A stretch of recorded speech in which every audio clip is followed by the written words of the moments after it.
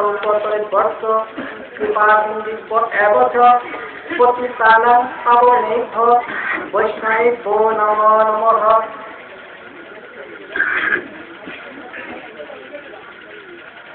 অনুষ্ঠিত 21তম বার্ষিক বসন্তপুর গ্রামের সার্বজনীন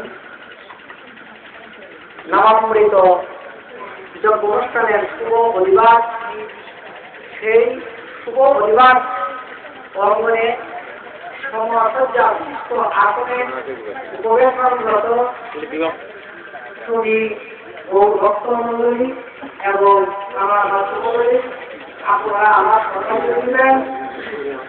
ইতিপূর্বে শ্রীমদ্ ভগবত গীতা পাঠ হয়েছে।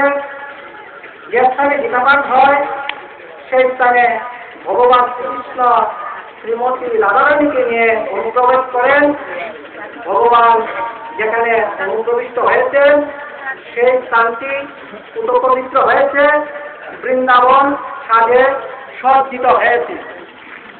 এরই ফলে আমাদের অন্তর্নিহিত মানবিক বৃত্তি সুকুমার বৃত্তিগুলি সুষ্ঠুভাবে বিভাজিত হয়েছে। আমি বসন্তপুর গ্রামের সম্মানিত সভাপতিকে লক্ষ্য করে বলতেছি, যার অনুপ্রেরণায় প্রতি বছর এই ভক্তবৃন্দ সম্মিলিতভাবে সেই নাম যজ্ঞের আয়োজন করেন। আমি ভগবানের নিকট প্রার্থনা জানাই, বসন্তপুর গ্রামে প্রতিটি জনসাধারণের পবিত্রায় অন্তরা মনমোহ যেন এক হয়, ওদের মধ্যে যেন ভ্রাতৃত্ববোধ সংস্থাপিত হয়, ওদের যে অর্থায়ন যে নব বৃন্দাবন ঘটিত হচ্ছে, তাদের যে অর্থের প্রতিক্রিয়া, অর্থের যে অপব্যবহারের যে আগ্রহ, সেইগুলি যেন বিনষ্ট হয়।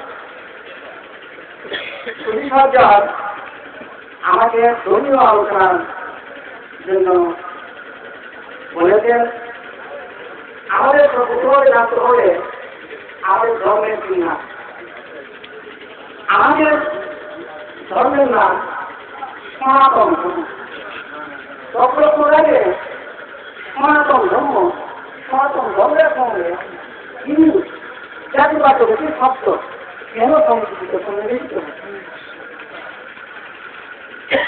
আমাদের ঐতিহাসিক প্রাচীন কালে সিন্ধুকে ফিরে আর্য মণিজীবন বসবাস করতেন। কালক্রমে আমরা প্রত্যেক এলাকার অঞ্চলে নেমে আসছি। সিন্ধু নদী থেকে হিন্দু শব্দটা অভিহিত হয়েছে। সর্বদিন আমরা সনাতন হিন্দু ধর্ম নামে পরিচিত হয়েছে। আমাদের জানতে হবে ধর্ম শব্দের আগ্রামী বস্তু। আমরা ধর্মের কিছু ব্যায়াম করবো ভাবে বলা যায়